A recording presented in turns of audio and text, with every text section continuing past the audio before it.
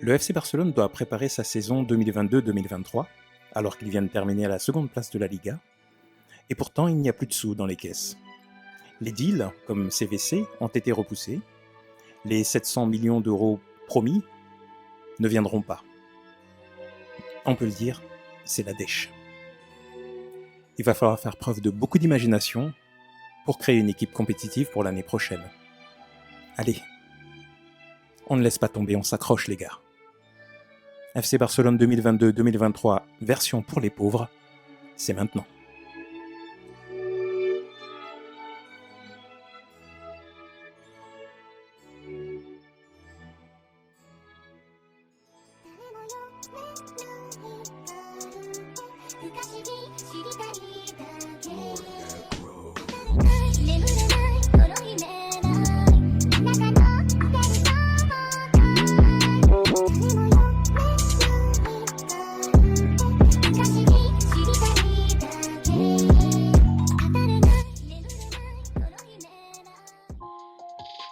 Bonjour à tous, bienvenue sur Barça Today. Aujourd'hui, j'avais envie de parler du Barça 2022-2023. Alors que nous préparons la saison prochaine, on voit passer un certain nombre de noms dans la presse qui sont reliés au FC Barcelone, au recrutement du FC Barcelone pour l'année prochaine. Alors, c'est contradictoire parce qu'on voit des noms prestigieux, Lewandowski, on entend parler de Rafinha, on a entendu parler de Haaland auparavant, et tout cela, c'était à chaque fois hypothétique parce qu'on savait qu'on allait avoir un gros problème budgétaire. On savait que le Barça a perdu beaucoup d'argent l'année précédente, a perdu un atout majeur qui est Lionel Messi, qui a rapporté aussi beaucoup d'argent au club. Il y a eu la période du Covid. Donc il y a eu énormément de difficultés financières pour le FC Barcelone, sans parler de l'ancien président, Bartomeu, qui a laissé le club avec des dettes exorbitantes.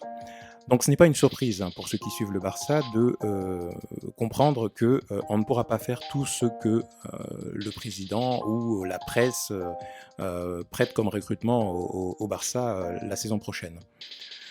Donc il ne reste pas beaucoup de solutions. Il y a des solutions qui ont déjà été éprouvées précédemment, à savoir les joueurs qui ont de gros salaires vont devoir certainement renoncer à une partie de leur salaire, une partie de leur prime. On entend Piqué qui a déjà apparemment renoncé à une partie des sommes que le Barça lui doit. Donc il va falloir faire une pression sur les salaires du Barça qui s'étaient envolés depuis quelques années et rentrer un peu plus dans la norme avec un salaire capé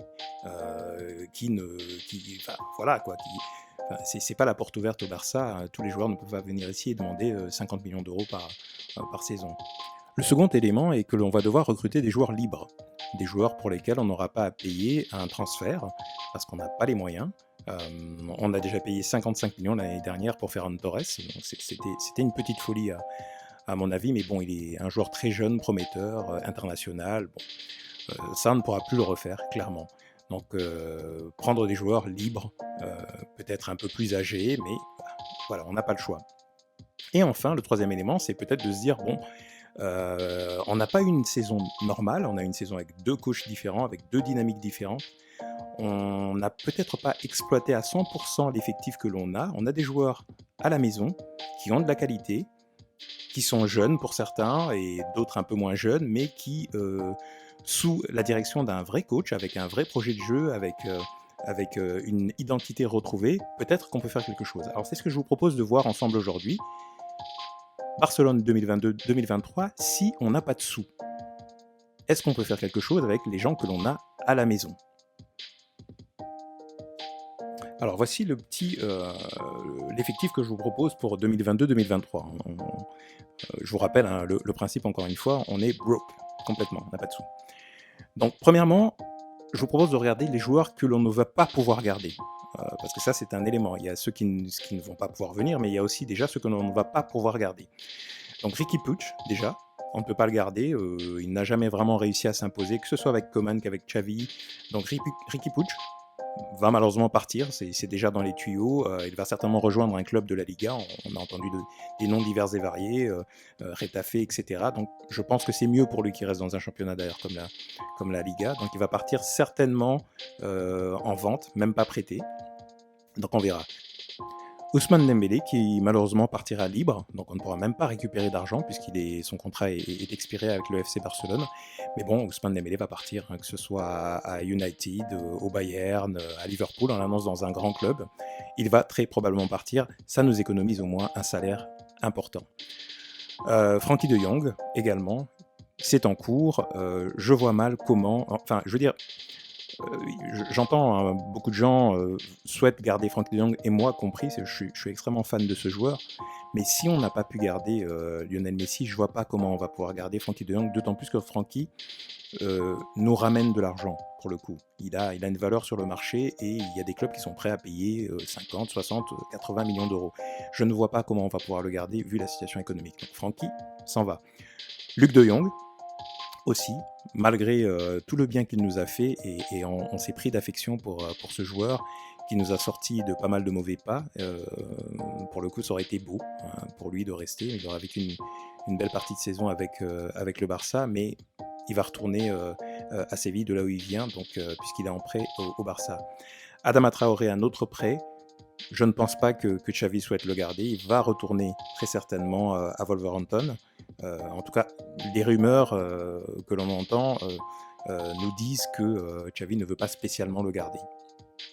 Clément Lenglet, il faut bien faire le ménage dans la défense, et j'ai l'impression que Clément Lenglet va faire les frais de ce cleaning de la défense. Donc, et puis Clément Lenglet vaut aussi un petit peu sur le marché, donc il va très probablement partir aussi. Et le gardien Neto, qui déjà l'année dernière devait partir, puisque sa position de numéro 2 ne le satisfait pas particulièrement. Donc voilà. Donc tout ça, ce sont des salaires en moins. Parfois, ce n'est pas des revenus supplémentaires, parce que certains sont en fin de contrat. Par contre, ce sont tout de même des salaires en moins, et certains de très très gros salaires, comme Frenkie de Jong ou Ousmane Dembélé. Bon, maintenant qu'on a dit au revoir à certains de nos joueurs préférés, hein, séchez vos larmes, hein, là, on leur dit au revoir, c'est parti, c'est fini. Hop, on va regarder maintenant comment on peut faire un effectif compétitif avec les gens que l'on a à la maison, ou les gens qu'on a peut-être parfois en prêt quelque part, mais qui nous appartiennent et que l'on a sous la main sans dépenser un seul euro, un seul dollar, un seul bitcoin. Alors, on part de la défense, donc on a toujours Marc-André Ter Stegen, donc, dans les goals. Donc lui ne partira pas. Je pense que si on perd Ter Stegen, bon, on ferme la boutique, hein, clairement. Gardien numéro 2, gardien numéro 3, deux goals de la maison, donc Iñaki Peña et Arnau Tenas, donc deux goals formés à la maison, donc qui ont de très très bonnes qualités. Donc c'est pas la peine d'aller chercher plus loin. Je pense que ce sont vraiment deux gardiens qui vont accepter d'être second, troisième gardien, qui sont encore très jeunes, qui vont accepter de jouer très peu de matchs, mais qui ont les qualités de relance au pied, et puis de très bonnes qualités aussi dans les buts. Donc on n'a pas besoin d'aller chercher très loin. Pour moi, je ne dépenserai pas plus de sous par rapport à ça. En termes de défense centrale, Eric Garcia, que moi j'aime beaucoup, qui est encore jeune, il a subi pas mal de critiques cette saison. Je sais pour beaucoup, il est très léger, mais c'est pas un hasard pour moi s'il a été utilisé pas mal par Pep Guardiola, et que Xavi l'a récupéré. Pour moi, c'est un défenseur qui n'a peut-être pas le gabarit, mais qui est très intelligent, qui a une remontée de balle qui est très très bonne. On l'a vu à plusieurs reprises s'essayer à gagner du terrain avec le ballon. Pour moi, c'est la tête. Au Barça, c'est surtout le cerveau qui doit tourner, et pas forcément le physique. Donc moi, je le mets. Eric Garcia, Ronald Araujo, c'est pas la peine d'en parler, hein, c'est notre guerrier, notre assurance tout risque. Je garde donc en 3, 4 et 5e centrale Samuel Umtiti, puisqu'il nous faut un défenseur gauche. Je reste convaincu que c'est bien d'avoir un gaucher parmi les défenseurs. Donc je garde Samuel Umtiti, il est en train de revenir. C'est vrai que ça fait longtemps qu'on l'attend, mais ce serait un mauvais deal que de le revendre lui, puisqu'il a très peu de valeur, je pense, aujourd'hui, et il peut rendre des services. Donc je garde Samuel Umtiti. À droite, je garde Piqué dans la rotation, plus titulaire. Je pense qu'il est temps de passer, mais il est important pour l'état d'esprit. Il représente le Barça. Il apporte bien plus que ce qu'il apporte sur le terrain, et il faut bien dire ce qu'il est. La saison dernière, quand il était sur le terrain, il a été plutôt très bon. Et je garde également Mingueza. Pareil, Mingueza, pensez à Mingueza défense centrale, pas Mingueza latéral, c'est pas son poste. Voilà. Donc à plusieurs reprises, il a été catastrophique en latéral et c'est normal, ce n'est pas son poste. En revanche, je l'ai rarement vu être pris à défaut quand il était en défense centrale. Donc moi, je le garde en centrale. Latéral droit, titulaire, Serginho Dest. Il n'y a même pas à discuter. J'espère qu'il aura le temps de jeu nécessaire pour être rodé, tout simplement. Je pense qu'il ne lui manque que ça, mais avec Xavi, j'ai l'impression qu'il tente plus. Il se lance plus, il dribble. Et s'il a un bon ailier devant lui, c'est clairement un latéral qui nous convient. Un latéral qui tente, qui essaie des choses. Alors, comme doublure, moi, je redonne une petite pièce. Je remets une petite pièce pour Dani Alves, qui a rendu service. Pour les matchs en Liga, pour moi, c'est suffisant. Pour la rotation, c'est très bien. En plus, je pense qu'il a apporté aussi une dynamique, une joie de vivre dans le vestiaire. Il a permis de créer un groupe soudé. Donc moi, je reprends Dani Alves au moins pour une saison. Je pense que ce sera... De toute façon, le Barça lui fera un contrat d'une saison, pas plus. Mais pour moi, c'est Dani Alves que je conserve. À gauche, il est temps de donner sa chance à Alexandre Baldé. Je suis désolé, pour moi, c'est le futur des latéraux au Barça. Il est très bon, pareil, il tente, il élimine, contrairement à Jordi Alba. Pour moi, il élimine, il ne fait pas que centrer ou prendre de vitesse ou prendre de la profondeur. C'est vrai que Jordi Alba le fait très bien, mais Baldé, je suis désolé, au moins il a cette qualité d'élimination. Et moi, j'aime les latéraux qui savent dribbler, qui savent prendre de vitesse. Et donc voilà, moi je pense qu'il est temps de mettre également Jordi Alba dans la rotation et conserver Alessandre Baldé comme titulaire. Et puis voilà, en numéro 2, Jordi Alba, c'est quand même pas mal, quoi. Je veux dire, quand Baldé sort et que Jordi Alba rentre 20 dernières minutes avec sa vitesse, je pense que ce sont des options, des cartouches en plus devant n'importe quelle défense. Donc pour moi, le côté gauche comme ça est blindé. En numéro 6, notre capitaine, Sergio Busquets, en titulaire. Bon, quand on voit le match qu'il a encore fait dernièrement avec l'équipe d'Espagne, je pense qu'il est... Enfin voilà, pour moi, un Busquets bien entouré, bien coaché, reste le meilleur à son poste. Il n'y a pas de doute là-dessus, quoi. Défensivement, dans la relance, dans l'intelligence, dans l'élimination, voilà. Il reste monstrueux, donc pour moi, il reste titulaire. Derrière, ne me lancez pas des cailloux, Sergi Roberto. Il revient, il fait toujours partie de l'effectif, et je pense que dans ce poste-là, avec son expérience défensive, parce qu'il a été quand même défenseur latéral droit pendant pas mal de temps, et c'est un joueur c'est un joueur Masia, il ne faut pas l'oublier, c'est un joueur qui connaît très bien le circuit de jeu, circuit de passe du Barça, qui connaît la philosophie, qui est de la maison. Pour moi, en rotation, Sergi Roberto, ce serait parfait pour Sergio Busquets. Mais je sais que, bon voilà, là je prends un petit risque. Voilà, je fais un petit pari, j'ai le droit. Je me permets de le faire. Pour accompagner Busquets, donc on a nos deux pépites, Pedri et Gavi. Pour moi, voilà, ça se passe de commentaires. Le talent, pour moi, il est vraiment là, clairement. Pedri nous revient en forme, si possible, saison prochaine. Gavi, on peut pas dire grand-chose. Il nous surprend à chaque fois. Il n'a que 17 ans et il n'avait que 16 ans quand il a démarré. Et on a beau dire qu'il est... beaucoup trouvent que c'est un joueur qui va beaucoup dans la friction. Mais je suis désolé, c'est ça qui nous manque au Barça. C'est le seul quasiment à donner ça. Voilà, il est toujours prêt à mettre la tête où certains ne mettraient pas le pied. Et cet esprit-là, il nous faut. Et il est très jeune, il a une qualité footballistique extraordinaire. Donc moi, j'y crois énormément. En doublure pour les deux, Alex Collado, qui va nous revenir de près.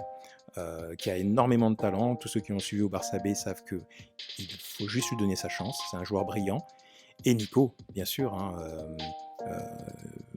qui pour moi a quasiment autant de talent que Gavi, mais bon, il faut en choisir un. Les places sont limitées. Pour moi, il rentre dans la rotation. Il est de la maison. Vous voyez qu'on fait tout là avec quasiment des gens de la maison. C'est très très bien et c'est important.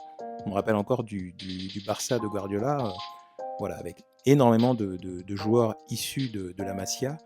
Je pense que ça joue aussi dans la solidarité, dans la compréhension, dans l'amitié quasiment qui existe entre les joueurs. faire des efforts pour quelqu'un que tu connais depuis ton enfance, depuis toujours, quoi. Malgré tout, c'est pas tout à fait la même chose qu'une équipe de personnes qui se connaissent moins et qui ont moins d'atomes crochus, hein, et même la langue, quoi. Voilà. La ligne d'attaque. Donc, Ansu Fati, enfin, j'espère pas blessé, et je pense que ça devrait faire la différence la saison prochaine. Aubameyang en 9 et Ferran Torres à droite. En doublure, Memphis Depay à gauche, je ne le mets pas en avant-centre. Martin Braithwaite, qui ne veut pas partir, hein, apparemment il est très très bien à Barcelone, il s'y plaît beaucoup, donc il veut pas partir tout simplement, mais cela dit, Martin, quand il rentre sur le terrain, il a rarement déçu, quoi. Il se donne à fond, et moi je pense que c'est un très bon neuf de rotation. Et puis à droite, Trincao ou Abdé, qui sont aussi deux ailiers véloces, provocateurs, dribbleurs. Donc voilà, on a les deux profils. On a Ferran Torres qui est un peu plus classique, mais qui pour moi est très intelligent. Encore une fois, c'est un joueur à qui je donnerais une chance supplémentaire. Je sais qu'il a fait parfois des prestations un petit peu creuses, mais pour moi, il est toujours intéressant. Il est toujours bien placé, il fait toujours les bons appels. Parfois, il est un petit peu nonchalant, parfois il rate. Je suis tout à fait d'accord. Je pense que c'est un joueur qui n'est pas complètement fini, mais on voit de telles belles choses en lui quand il réussit. Et puis Xavi insiste tellement sur lui, tout comme à un moment donné Pep Guardiola le faisait à City, il insistait beaucoup, avant qu'il se blesse il était quasiment tout le temps titulaire. En sélection on insiste aussi beaucoup. Je ne pense pas que ce soit un hasard que ces trois coachs, Enrique, Xavi, Guardiola, insistent sur ce garçon. Voilà, on est tous connaisseurs de foot, mais voilà, je me dis que c'est pas une coïncidence, donc je lui donne sa chance. Memphis Depay, je le laisse à gauche, je ne le mets pas en numéro 9. Quelquefois, on a tenté en 9, c'est pas son poste. Il est tellement plus efficace quand il est à gauche, parce qu'il élimine, il sait faire énormément de choses. Simplement, je ne me vois pas le mettre devant Ansu Fati, parce que Fati est létal, quoi, devant le but, qu'on le veuille ou pas, il est beaucoup plus performant, en tout cas devant le but, que Memphis Depay. Là aussi, il y a un débat. N'hésitez pas à me dire si vous êtes d'accord ou pas d'accord, mais c'est vrai que là, il y aura débat, parce que Memphis voudra certainement être titulaire, il n'est pas là pour faire de la figuration, mais c'est difficile de mettre Ansu Fati sur le banc. Après, l'avantage, c'est qu'on peut aussi faire tourner ces trois-là devant. On peut très bien sortir Aubameyang, laisser Memphis à gauche et mettre Ansu Fati en avant-centre. On peut très bien mettre Ferran à gauche, Ansu Fati à droite, ou alors Ferran à gauche, Aubameyang au centre, et puis Trincao sur l'aile quand on a un petit peu plus d'espace et qu'on veut se projeter. Je pense qu'avec ces 6 attaquants-là, voire 7 même, puisqu'on a Abdé également, qui fait partie de l'effectif, on n'aura pas à rougir des grandes attaques européennes. Réellement, entre Memphis Depay, Ansu Fati, Aubameyang, rien que ces trois-là, on est déjà à un niveau très élevé au niveau européen. Et derrière, on a Trincao, on a Ferran Torres, on a Abdé, on a Braithwaite pour les matchs où il faut un peu plus rentrer dedans, être présent à la surface de réparation, faire du pressing. Je pense qu'on sera pas mal loti. Donc voilà l'effectif que je vous propose, en tout cas moi je pense être compétitif, qui nous coûtera 0 €, qui nous permettra de faire une saison où on récupère quasiment de l'argent. Et de mon point de vue, avec ça, on peut lutter pour la Liga. On ne sera pas favori pour la Ligue des Champions, mais c'est pas très grave. Il y a des premiers non favoris à gagner la Ligue des Champions, et il y en a d'autres. C'est pas forcément l'équipe qui a le meilleur effectif qui gagne la Ligue des Champions, on le sait très bien. Mais on n'aura pas à rougir, et on aura une équipe quasiment faite maison, et ça me plaît beaucoup. Donc voilà. Donc j'espère que tout cela va susciter beaucoup de débats, beaucoup de réflexions. Faites-moi vos commentaires, dites-moi si ça vous plaît pas. Quel autre joueur vous auriez vu? Peut-être des joueurs du Barça B que vous pensez faire monter en équipe 1. Il y a aussi de la matière à faire là-dessus. Dites-moi ce que vous en pensez. Faites-moi vos suggestions, je les lirai avec plaisir et je vous répondrai. Donc voilà, Barça 2022-2023, version pour les pauvres.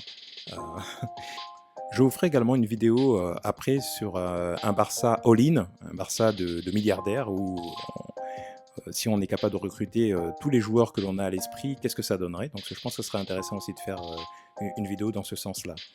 Je vous remercie en tous les cas d'avoir regardé cette vidéo. N'hésitez pas à liker, à vous abonner. J'ai noté d'ailleurs que la chaîne grandissait, il y a de plus en plus d'abonnés qui nous rejoignent. Donc bienvenue à tous.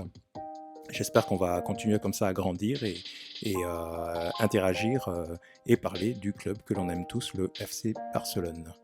Merci à tous et à très bientôt sur Barça Today.